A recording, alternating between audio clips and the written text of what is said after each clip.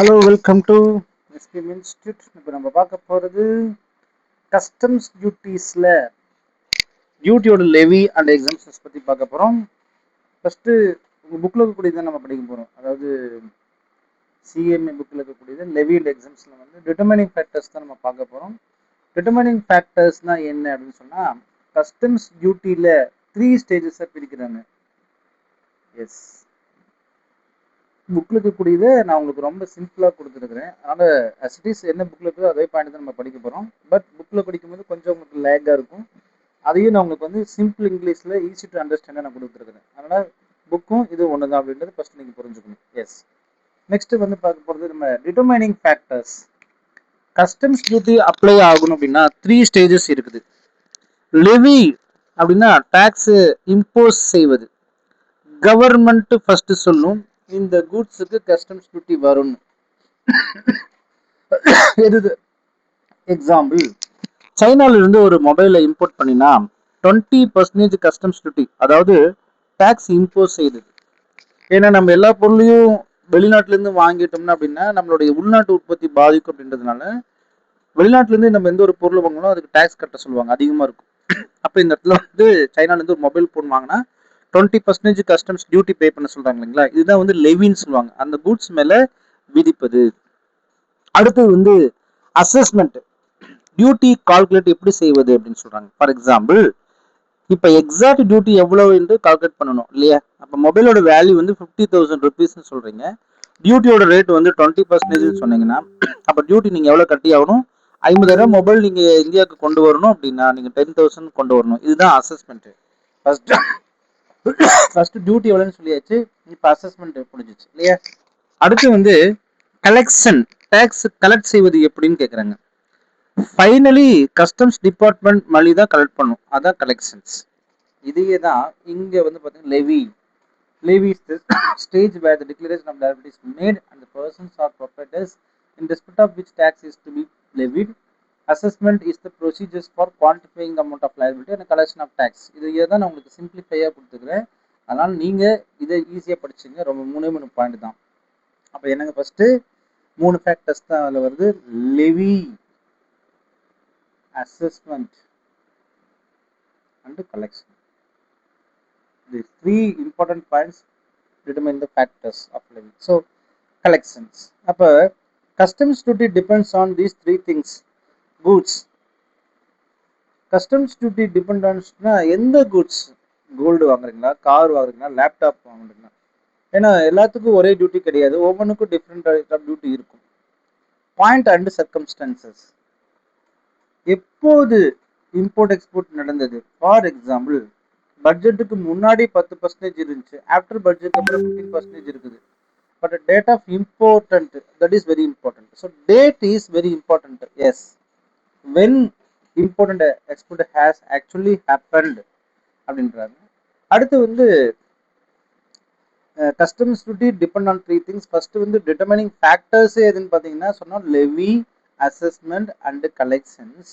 அடுத்தது வந்து customs duty depend on 3 திங்ஸ்ன்னு சொல்றாங்க. First goods, point and circumstances. First என்ன சொல்றாங்க, கூட்ஸ் நம்பி இருக்கும், எந்த கூட்ஸ் இருக்குன்னு. அடுத்து வந்து பாயிண்ட் அல்லது சர்க்கம்டன்சஸ் தான் நம்ம டேட்டுன்னு நம்ம சொல்றோம் சரிங்களா.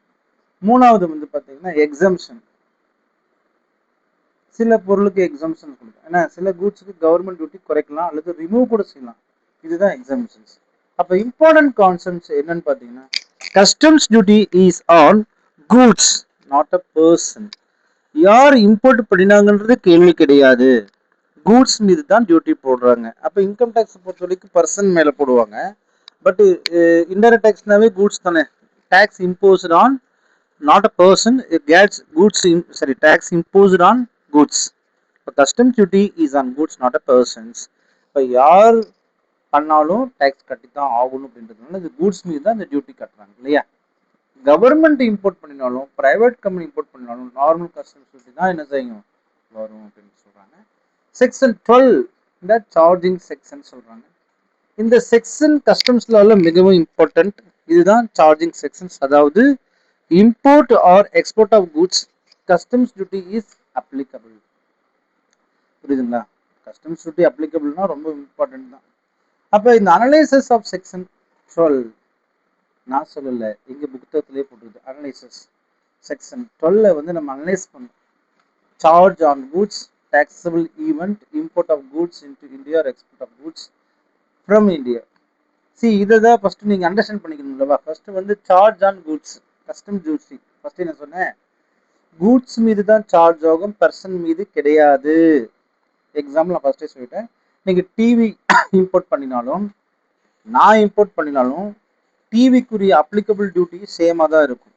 உங்களுக்கு என்ன டேக்ஸ் வருதோ அதே தான் எனக்கு யூஸ் ஆகும். அப்போ கூட்ஸ் பேஸ்டு தவிர பர்சன் பேஸ்டு கிடையாதுன்னு சொல்லியாச்சு. கஸ்டம்ஸ் டியூட்டி எப்போது வரும் அப்படின்னா only import of goods or export of goods.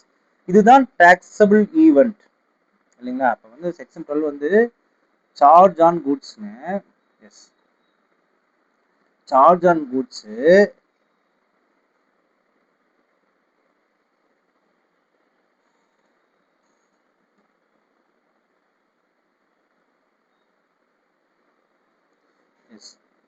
கொஞ்சம் இது வந்து சார்ஜ் ஆன் கூட்ஸ்னு சொல்றாங்க இல்லையா.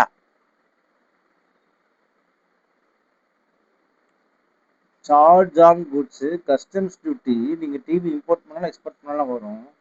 டாக்ஸபிள் ஈவெண்ட்ன்றாங்க. ஃபர்ஸ்ட் வந்து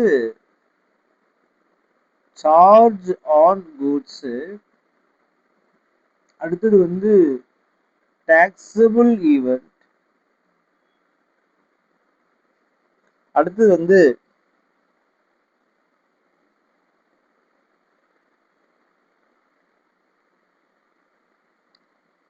டாக்ஸபிள் ஈவெண்ட். கஸ்டம்ஸ் டியூட்டி எப்போது வரும்னா சொல்லியாச்சு. First import export. Import complete எப்போ ஆகும் அப்படின்னு பார்த்தீங்கன்னா ஃபார் ஹோம் கன்சம்ஷன்ஸ் கூட்ஸ் இந்தியாவுக்கு வரும், கஸ்டம் பேரரை கிராஸ் பண்ணும், பில் ஆஃப் என்ட்ரி ஃபைல் பண்ணும், அப்போதான் இம்போர்ட் கம்ப்ளீட் ஆகும். எக்ஸ்போர்ட் எப்போ கம்ப்ளீட் ஆகும்னா கூட்ஸ் இந்தியாவுக்கு டெரிட்டரியல் வாட்டரை கிராஸ் பண்ணும் போது தான் எக்ஸ்போர்ட் கம்ப்ளீட் ஆகும். Home consumption versus warehousing அப்படின்றது ஒரு முக்கியமான பார்ட் இங்க சொல்றாங்க. இந்த கான்செப்ட் எக்ஸாம்ல important. First what is home consumption, what is warehousing. Home consumption அப்படின்னா டியூட்டி இமிடியேட்டா பே பண்ணணும். வேர் ஹவுசிங் அப்படின்னா டியூட்டி வந்து லேட்டரா பே பண்ணலாம். ஹோம் கன்சம்ஷன்னா கூட்ஸ் டைரக்டா யூஸர் சேல் பண்ணலாம். வேர் ஹவுசிங்னா கூட்ஸ் வேர் ஹவுஸ் தான் ஸ்டோர் ஆகிருக்கும், நீங்கள் டெஃபர்டு தான் பண்ண முடியும். இமிடியட் கிளியரன்ஸ், ஏன்னா டியூட்டி நீங்கள் பே பண்ணிட்டீங்க இமிடியேட்டாக, இப்போ இமிடியேட்டாக கிளியரன்ஸ் பண்ணிக்கலாம். ஆனால் வேர் ஹவுசிங் பொறுத்த வரைக்கும் டெஃபர்டுனாவே தள்ளி தருவதுன்னு அர்த்தம், போஸ்ட்போன் அப்படின்னு சொல்லுவாங்க. சரி, home consumption example. Home consumption சைனால இருந்து மொபைல் வந்தது, இதுதான் ஹோம் கன்சம்ஷன். அப்ப இம்போர்ட்டர் கஸ்டம்ஸ் டியூட்டி பே பண்ணினார், மார்க்கெட்ல செல் பண்ணினார், this is home consumption. Example warehousing gold.